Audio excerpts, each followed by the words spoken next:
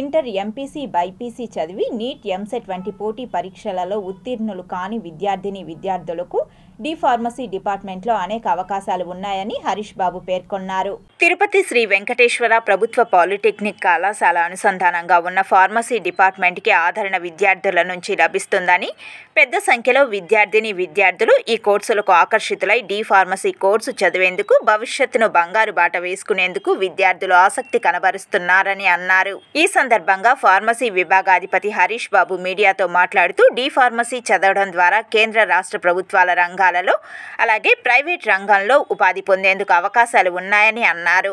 D pharmacy admissions start అయింది. Inter MPC BiPC చదువుకున్న వాళ్ళకి ఇది మంచి అవకాశం.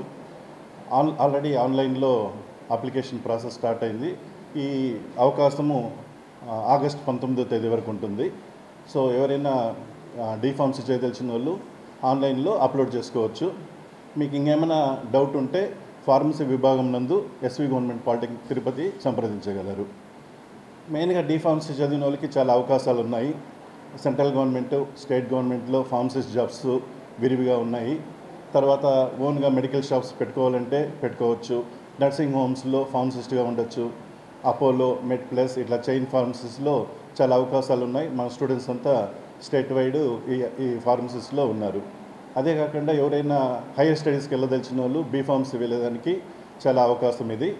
2 years డిప్లొమా కోర్స్ అయిన తర్వాత బీఫార్మసీ సెకండ్ ఇయర్లో ఒకేసారి జాయిన్ అవ్వచ్చు. లేటరల్ ఎంట్రీ అంటారు.